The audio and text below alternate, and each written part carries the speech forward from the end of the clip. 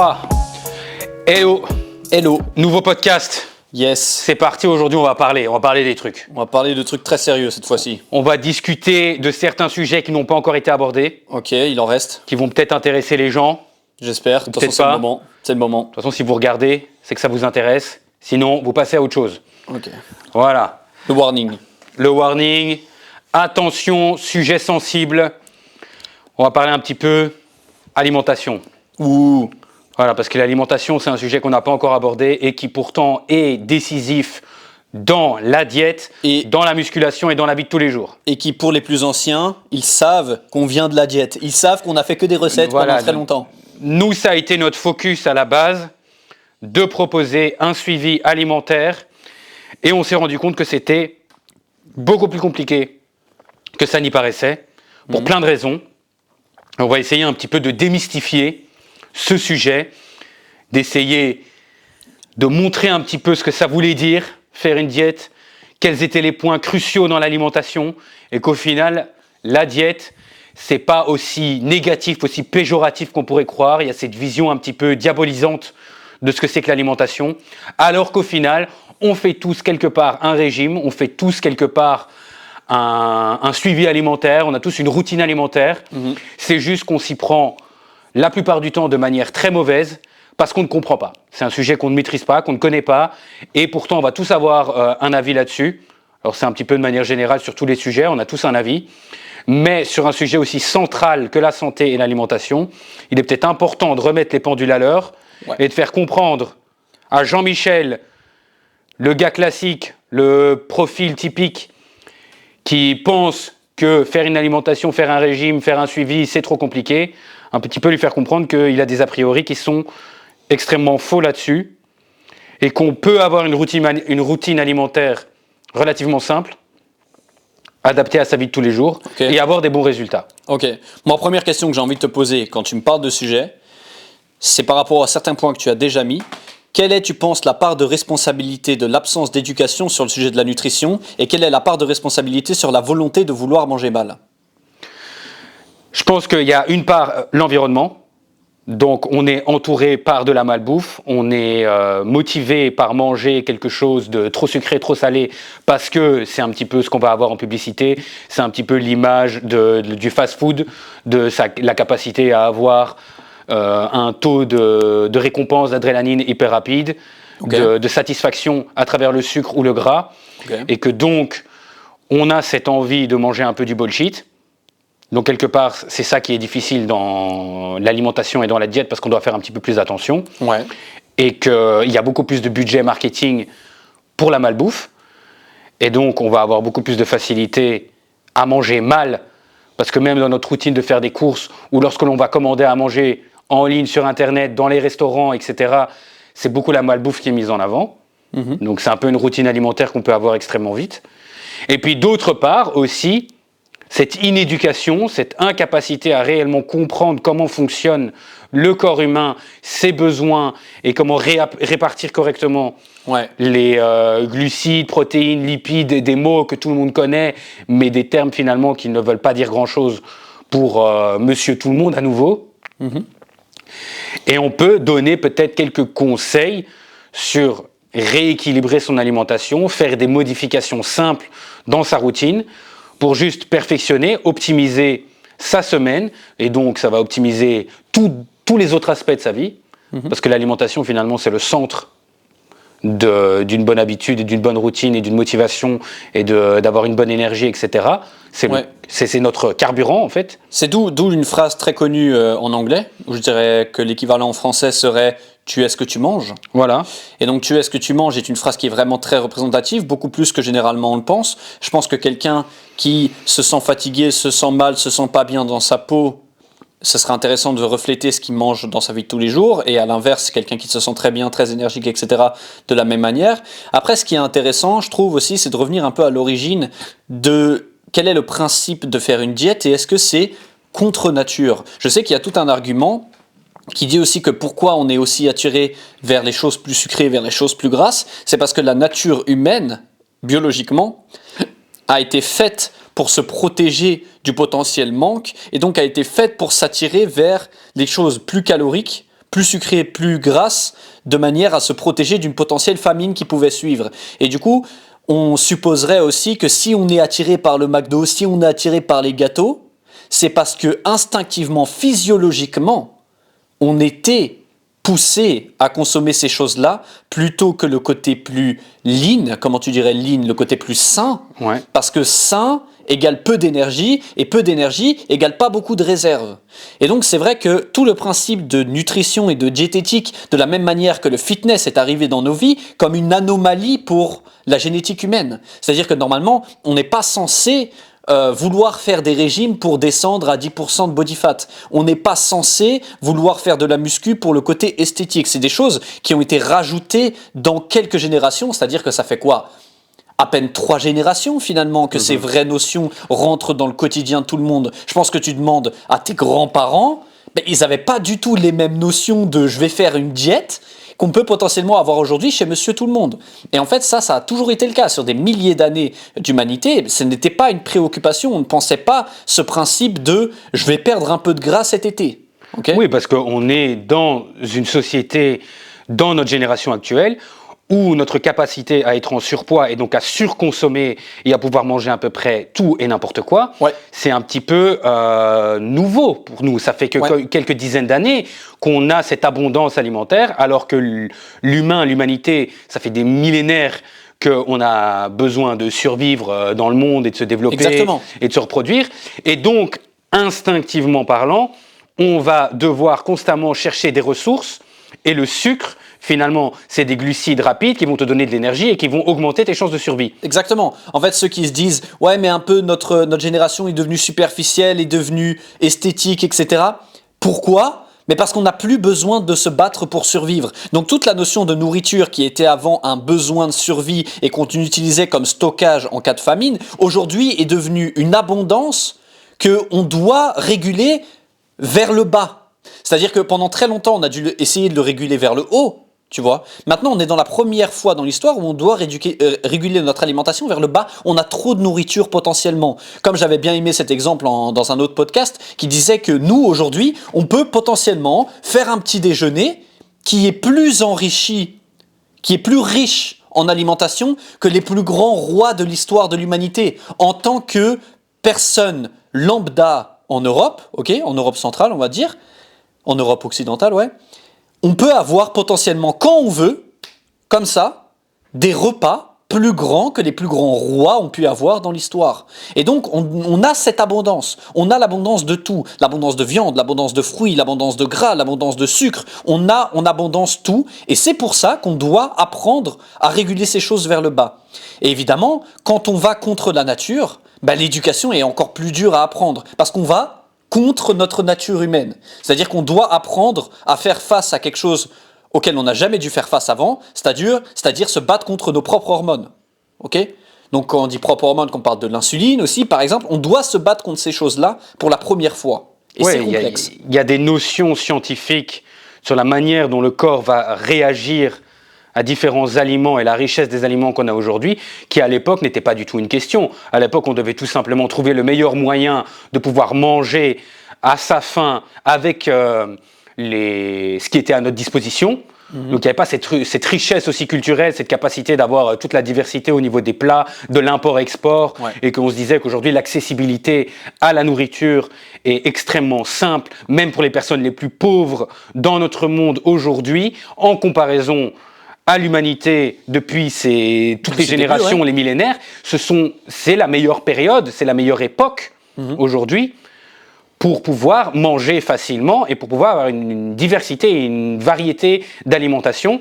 Et donc, plus on a une variété, plus ça va dans les deux sens. On peut manger de plus en plus sainement et vivre de plus en plus longtemps, mais on peut aussi prendre la direction de manger n'importe quoi extrêmement facilement. Et ceux qui se demandent si c'est vrai ou pas, mais prenez un exemple concret. Le taux d'obésité et le taux de surpoids dans le monde, les pourcentages dans certains pays et dans le monde en global, n'ont jamais été aussi élevés qu'aujourd'hui. Okay, donc on pourrait se dire, ouais mais c'est quand même vachement moins sain qu'à l'époque, etc. Ok, quelle est l'espérance de vie aujourd'hui ?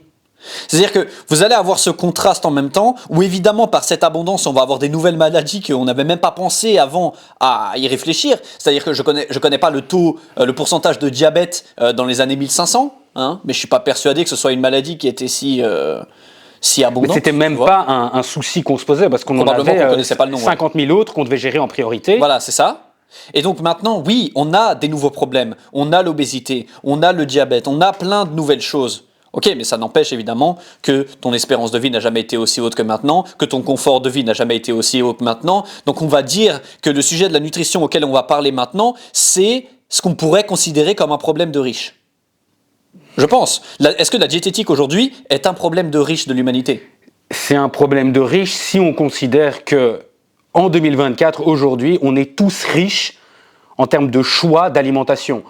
Attention, et il faut aussi peser un peu nos mots. Évidemment que c'est pas partout le cas dans le monde, mais on va dire dans notre société occidentale, et donc les personnes qui vont regarder potentiellement cette vidéo, vous savez très bien derrière votre écran que si vous avez envie de manger un burger, une pizza, vous ouvrez votre téléphone, vous allez sur l'application et vous la commandez, et dans 30 minutes, vous avez votre repas qui est tout prêt.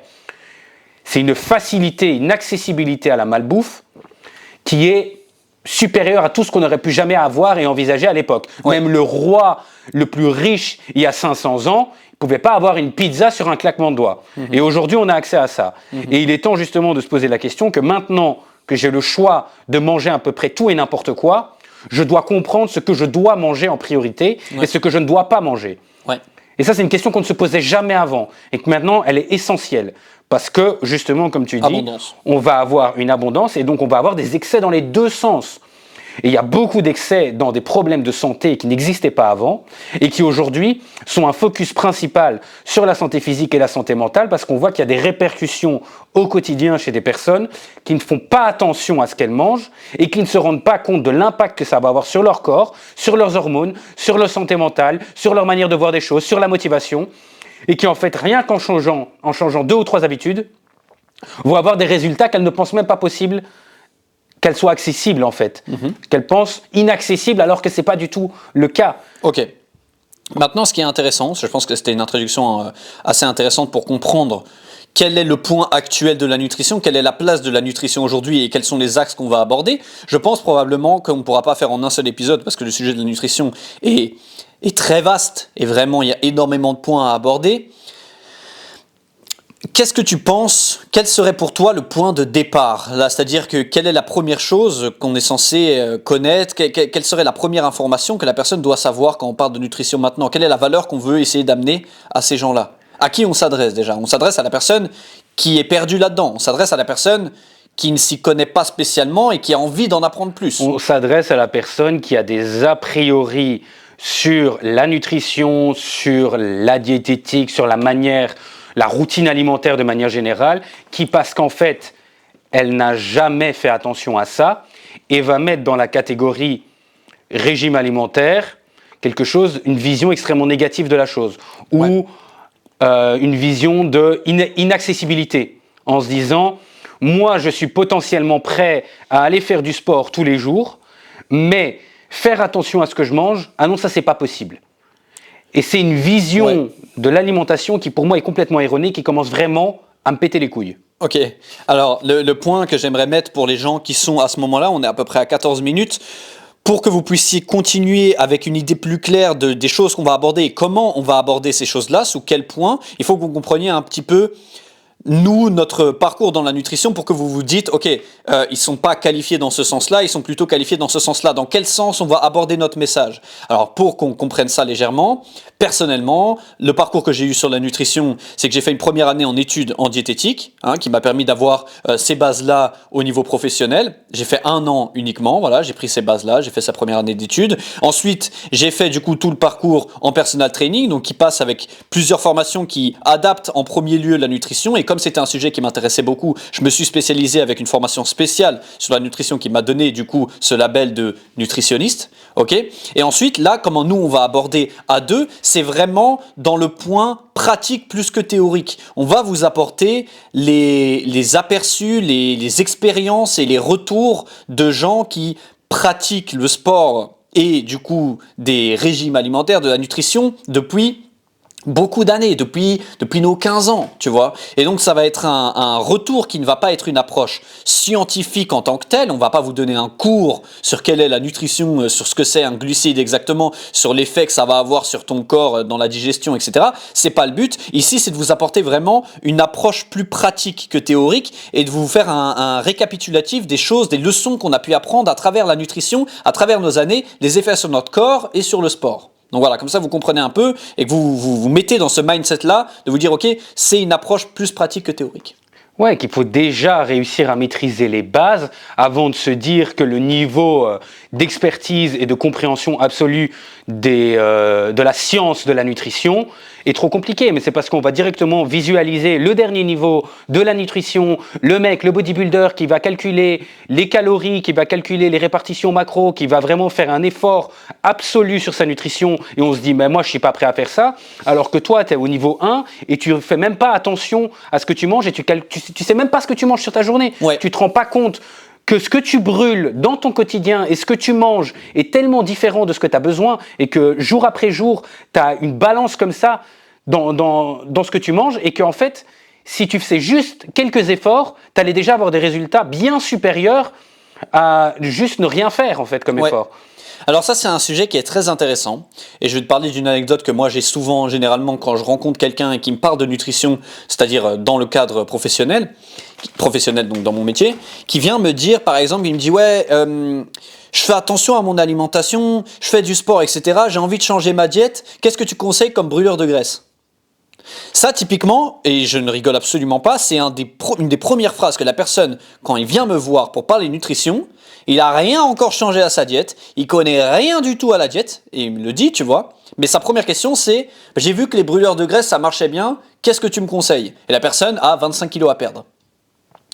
Et c'est là-dessus, je pense, le premier point qu'on devrait aborder, c'est comme tu l'as dit, il faut comprendre les bases, il faut comprendre les choses que tu dois d'abord mettre en place avant de regarder les finalités, les finitions. Ouais, Okay, arrête d'aller dans les détails. Commence déjà par comprendre le schéma global. C'est comme si, je sais pas, par exemple, tu vas apprendre à conduire, tu vois, mais avant même de savoir comment tourner la clé et démarrer la voiture, tu regardes comment faire un créneau ou quoi. Un créneau parfait entre deux voitures avec 1 mètre de distance, etc.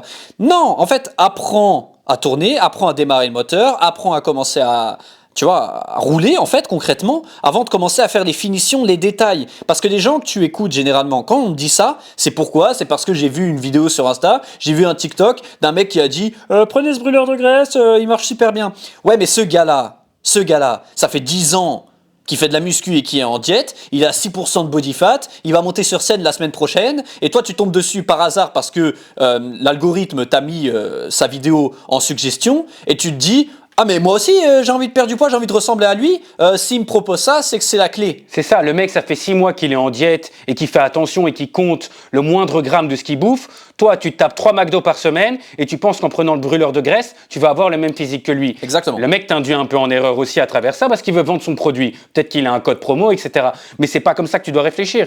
Tu dois d'abord comprendre ce que tu dois modifier en gros dans ton alimentation qui peut avoir la plus grosse différence et puis progressivement réduire l'impact de ce que tu vas faire pour aller jouer sur les détails. Ouais. Chaque parcours de personnes dans la nutrition, c'est comme un grand livre, ok ? Leur parcours, c'est un grand livre. Du premier jour jusqu'à la fin, c'est un immense encyclopédie. Le problème que toi, tu vas avoir quand tu rentres dans une discussion avec quelqu'un ou que tu tombes sur une vidéo qu'il y a sur les réseaux, c'est que tu ouvres le livre au milieu. Et tu vas voir une phrase au milieu du chapitre qui va dire moi, je fais du carb cycling 3 jours sur 7, machin, etc. Tu vas tomber ça en plein milieu et tu vas prendre cette phrase comme acquis. Et tu vas rien comprendre.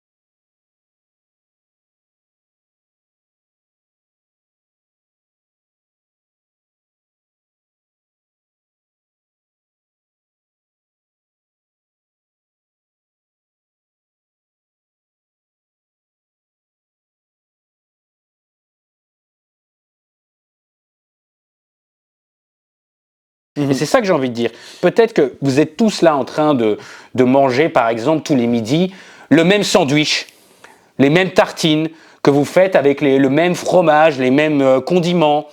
Et que, en fait, ce sandwich correspond à 75% de ce que vous mangez sur la journée et il a une répartition calorique et nutritionnelle éclatée au sol.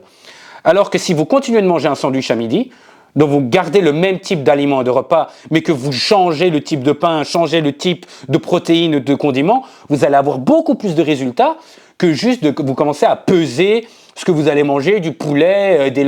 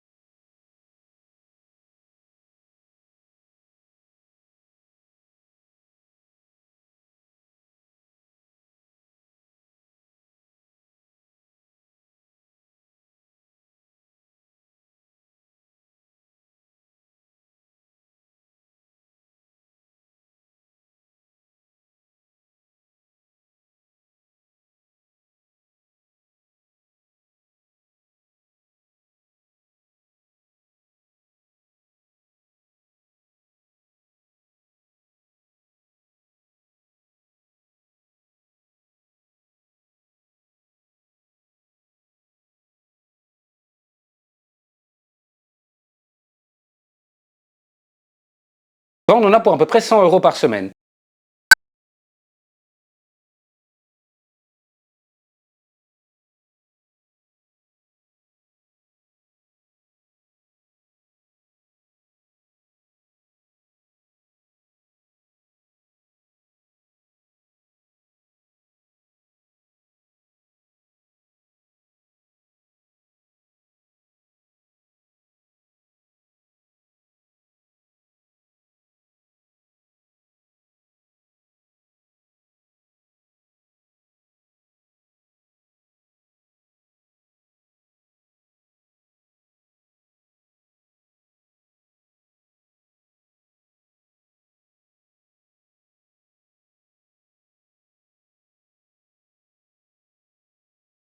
Ton pain blanc, tu vas prendre ton pain protéiné.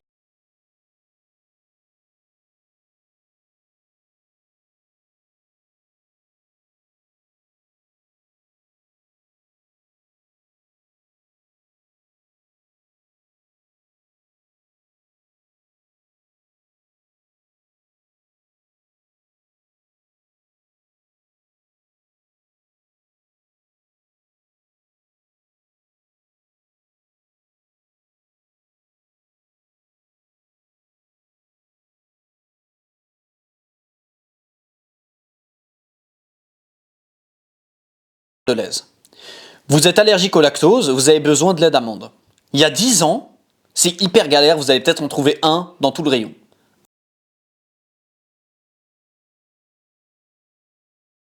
Aujourd'hui, est devenue une industrie gigantesque.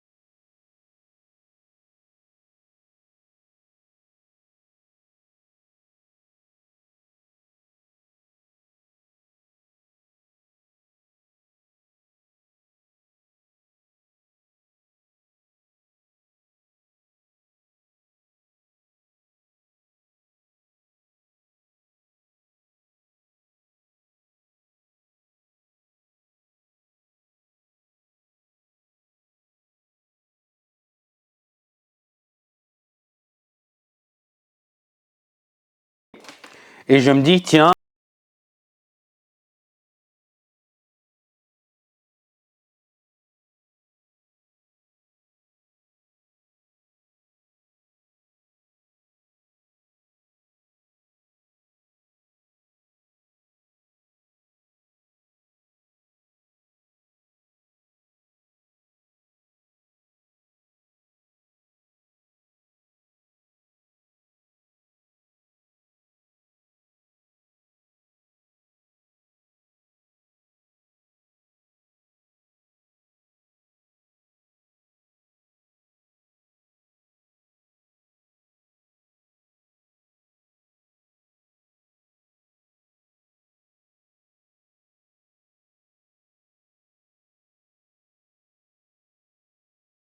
je vais participer à la soirée.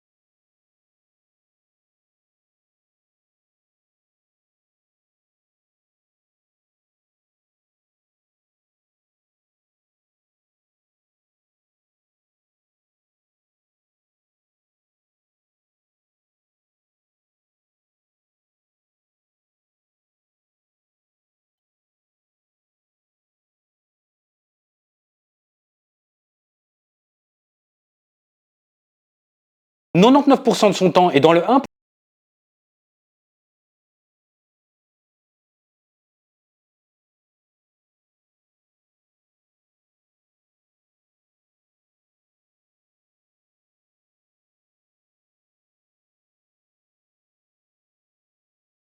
de prendre du sucre. » Mais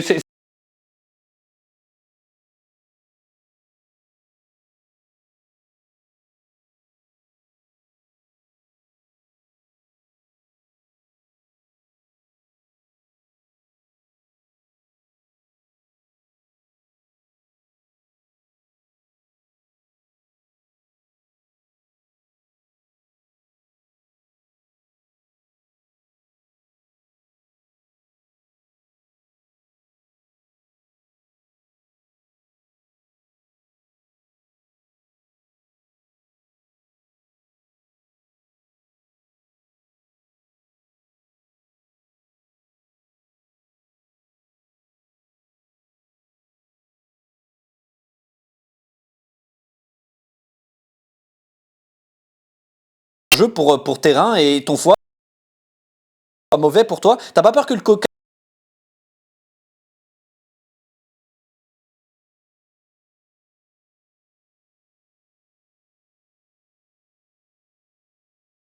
on va juger tout ce que tu fais dans ton quotidien et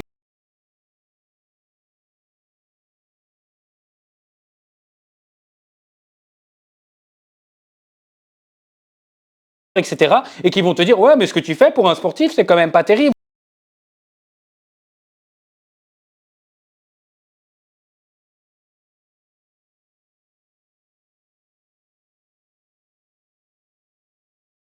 Ce sera quand même la raison de te le reprocher. C'est-à-dire que même si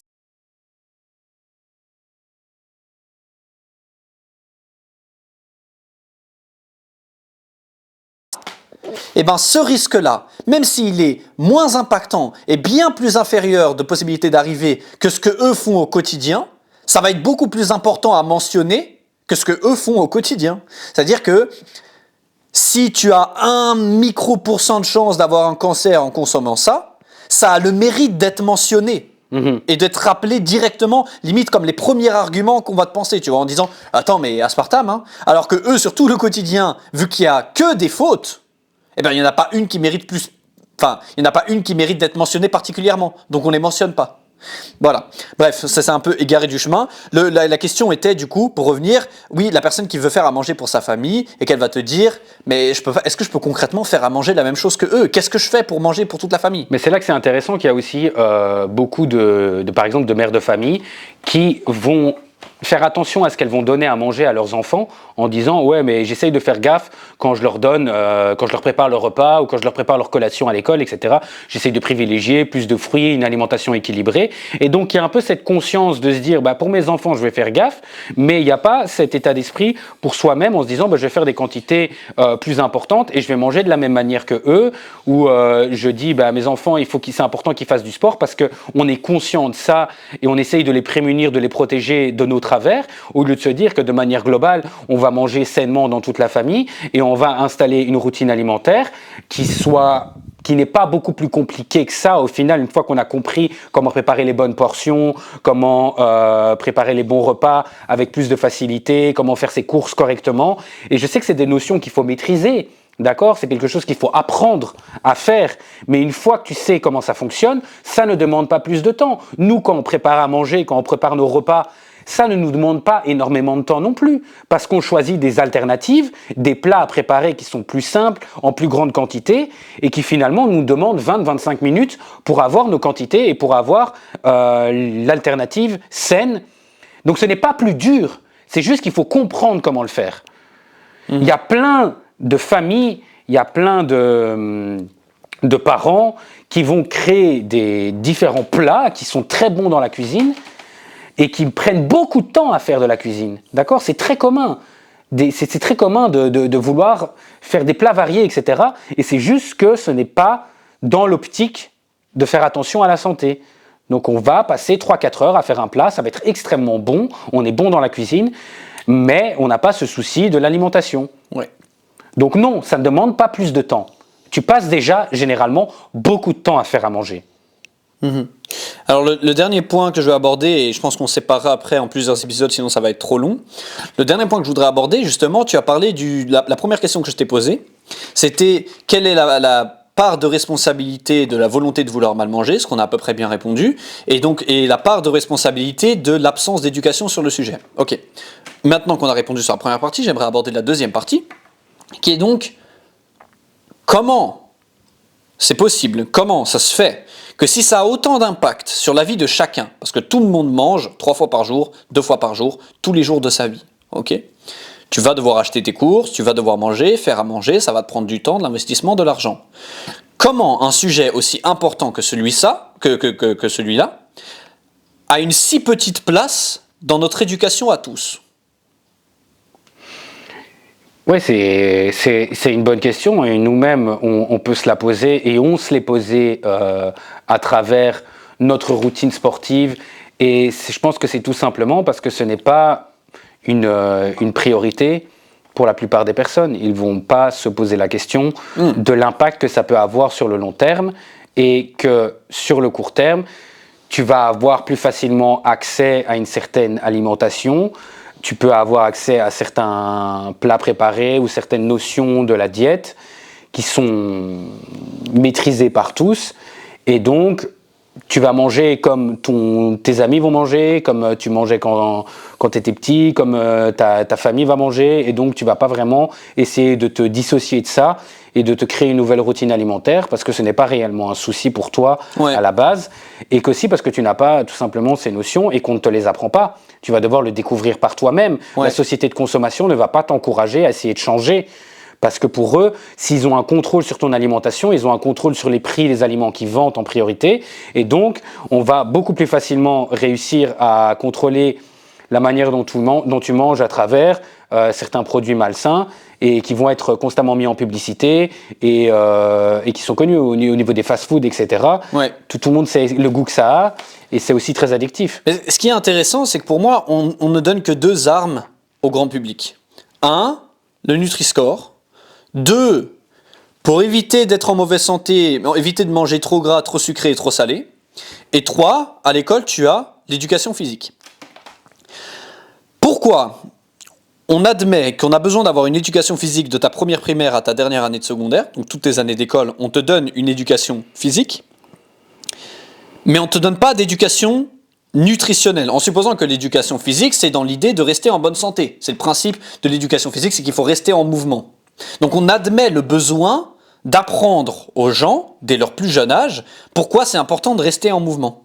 Donc on admet qu'il y a un principe de santé, même dans l'éducation. Parce que certains me diraient, oui mais c'est pas comme les maths et le français, etc. Ça c'est quelque chose d'intellectuel parce que ton but c'est d'avoir un parcours professionnel. Oui mais on a une éducation physique à l'école.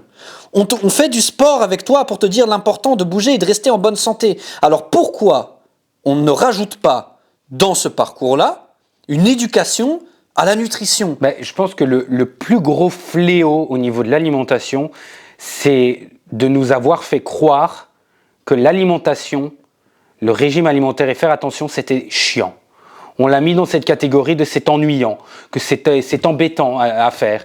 Et que du coup, tu vas avoir beaucoup de gens qui vont dire « Oui, mais il faut profiter de la vie. » Tu vois, on va te dire « Ah, mais la manière dont, quand tu fais attention à manger, tu profites pas. » Alors qu'en fait, c'est des personnes qui ne se rendent pas compte que quand tu fais attention à ce que tu manges et aux aliments que tu prends dans ta journée, tu vas te sentir tellement mieux que la personne qui ne te fait pas attention. Et qu'en fait, tu vas profiter plus de la vie. Parce que le gars qui mange un peu n'importe comment et qui décide de se faire plaisir sur ses repas, en fait, il va profiter combien de temps? Il va profiter pendant les 10 minutes du repas, mais après, il va passer toute la journée à digérer.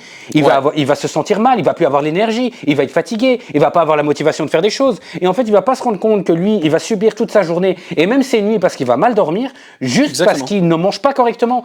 Et toi, tu lui dis, ouais, mais t'as l'impression que ce que je mange et la manière dont j'ai réparti mon alimentation, tu vas te dire « Oh putain, tu profites pas, tu fais pas attention parce que tu peux pas te permettre d'aller manger des frites à midi. » Mais sauf que moi, quand j'ai fini mon repas, tout l'après-midi, j'ai encore l'énergie de pouvoir faire plein de trucs. J'ai encore l'énergie de pouvoir être motivé, de pouvoir avoir envie de me sentir mieux dans ma peau, de finalement être au meilleur de moi-même. Ouais. Et en plus, c'est ça qui est marrant, c'est que tu profites 2 fois plus dans 2 conditions. 1, tu profites plus quand tu ne manges pas mal et que tu manges propre pour toutes les raisons que tu viens de donner. Mais 2, tu profites plus quand tu manges mal.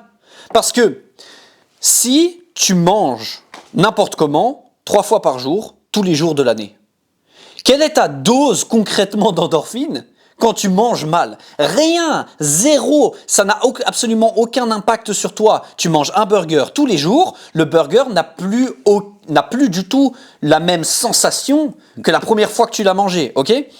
Le mec qui fait des restrictions, et ça c'est dans tous les aspects de ta vie, dans toutes les activités que tu fais, si tu les espaces d'assez temps et que tu prends le temps de te priver de cette chose, quand tu la reprends une nouvelle fois, tu récupères à nouveau la sensation de l'avoir fait pour la première fois. Et donc toi, quand en fait tu fais un régime, quand tu fais attention à ce que tu manges et que tu reviens à manger un burger, une pizza, la sensation de cette première part de pizza, la personne qui en mange tous les jours ne l'aura plus jamais. Elle n'aura plus jamais cette sensation de casser sa diète et de regoûter à des saveurs auxquelles il s'est privé depuis un certain temps. Donc non seulement tu te sens mieux quand tu ne manges pas mal, mais tu te sens mieux quand tu manges mal. Parce que tu connais le bénéfice, tu connais la saveur et tu connais la valeur de ce que tu es en train de manger. Tu perds la valeur quand tu ne te prives jamais. Te priver, c'est profiter une fois que tu arrêtes la privation. Ouais, mais puis il faut aussi se demander est-ce que tu te sens réellement mieux ou c'est ton corps qui va réagir à ton addiction au sucre et au gras sur un court terme et qui après va avoir un effet sur ton corps, sur la manière dont tu te sens, ton esprit, etc., qui n'est généralement pas bonne. Donc quand tu vas manger de la merde, tout le reste de la journée, après avoir mangé ce repas où tu kiffes, où tu es en mode « oh, trop bon », etc., tu vas te sentir mal. Parce que c'est ton corps qui est en train de te dire « j'avais envie de ça, mais j'en avais pas besoin ». Alors que quand tu manges de manière saine, ton corps va réagir sainement et va te le faire comprendre, hein, d'accord ? Ça veut dire que c'est peut-être au début c'est compliqué parce que ton corps va crier à cette envie de manger du sucre parce que le sucre c'est une addiction, c'est une drogue. Mais une fois que tu t'en sépares et que tu nourris correctement ton corps et que tu lui donnes ce dont il a besoin, il va te récompenser. Et c'est ça qu'il faut se mettre dans la tête. Quand tu manges sainement, au bout d'un moment, tu vas avoir tellement de bénéfices que tu ne vas même pas regretter ces pizzas, ces burgers, cette malbouffe. Tu ne vas même pas en avoir envie.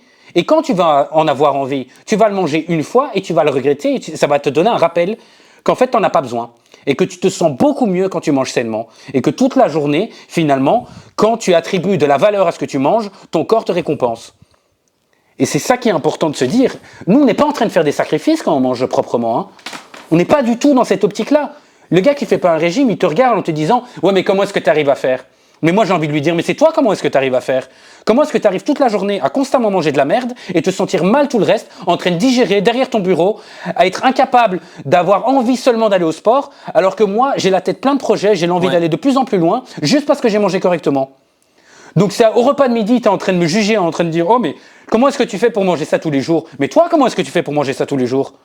Comment est-ce que tu fais pour chaque jour te sentir comme une merde et dire « oh, j'ai mal dormi cette nuit, oh, je me sens pas bien, oh, j'ai envie de perdre du poids, oh, je suis pas bien physiquement » et constamment réacheter la même chose. C'est extrêmement courageux, mais comment est-ce que tu fais ? C'est une discipline incroyable de ne jamais sortir de cette même chose. Les gens disent comment vous avez de la discipline pour manger bien. Mais toi, tu as la discipline de manger mal depuis des années. C'est ça. Et en plus, justement, on va venir au sujet du body shaming, du fat shaming. Quoi, c'est plus tard ? On le fera en deuxième épisode. On va couper, on va faire un autre épisode. Ok, bon, maintenant, on fait une pause. Mais non, mais voilà, voilà. Donc, comme ça, il a teasé quelle sera la prochaine partie. On va l'enchaîner rapidement, nous, et vous l'aurez en deuxième partie. Maintenant, tout ce que je peux conseiller aussi, si vous avez envie d'en savoir plus, je mettrai en description 2 choses. Première chose, j'ai écrit un article sur les bases de la nutrition, donc sur les étapes que tu peux suivre concrètement, quelles sont les bases théoriques, quelles sont les choses que tu peux appliquer directement. Je les mets en description, c'est un article de quelques pages qui peut vous aider là-dessus. Deuxième chose, je mettrai un lien avec un programme que vous pouvez télécharger gratuitement qui vous donne les bases de la musculation et du fitness, encore une fois d'une manière plus pratique pour que vous puissiez commencer demain si vous ne savez pas par où commencer justement. Voilà, c'était un sujet qui est évidemment très large, vous voyez qu'on peut encore en parler pendant très longtemps, mais c'était une base importante sur laquelle parler. Nous, on va enchaîner directement, j'espère que ça vous a plu et à bientôt.